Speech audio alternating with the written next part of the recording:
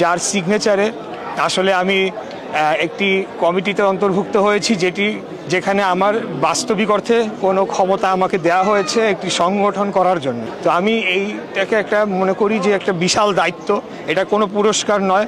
আমি কিছুদিনের জন্য এসেছি, এখানে কাজ করব। সংগঠন অলওয়েজই ব্যক্তির উপরে হবে। তো আমি এই সংগঠনটিকে আরও কিভাবে বড় করা যায়, আরও কিভাবে শক্তিশালী করে রেখে যাওয়া যায়, যাতে আমার পরবর্তীতে যিনি আসবেন তারা এটিকে এগিয়ে নিয়ে যেতে পারেন, সেই কাজটি করে যাব। আর সর্বোপরি মুক্তিযুদ্ধ বিষয়ে আমি অবশ্যই আমার এখন মন্তব্য করতেই হবে।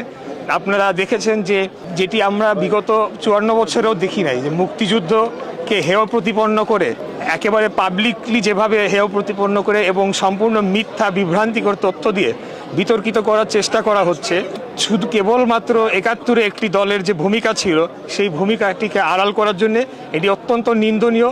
গণ অভ্যুত্থানের পরে গণ অভ্যুত্থানের পক্ষের যারা শক্তি আমরা ছিলাম, আমাদের এক থাকার কথা ছিল, কিন্তু আমরা আজকে সেটি থাকতে পারছি কিনা সেটি আমাদের মাথায় নিতে হবে। এবং সেটার কারণেই কি হাদির মতো দেশপ্রেমিকদের উপরে নির্মম বর্বরোচিত হত্যাকাণ্ড সফলভাবে করে পালিয়ে কিভাবে যেতে পারছে। তো এটি আইদার ইন্টেলিজেন্সের ব্যর্থতা, আরেক দিক থেকে দেখতে গেলে ইন্টেলিজেন্সের সফলতা, যেটি আপনারা বলেন। আমরা শুরু থেকেই বলে আসছি যে হাসিনার দোসরদেরকে নিয়ে এই বর্তমান সরকার তারা সংসার করে আসছে, তারা আমাদের কথা শোনে নাই। আমাদের অভিজ্ঞ রাজনীতিবিদরা বারে বারে বলেছেন প্রশাসনের সংস্কার দরকার, কেন নির্বাচন করতে হলে কি কি সংস্কার দরকার, সেগুলো তারা করে নাই।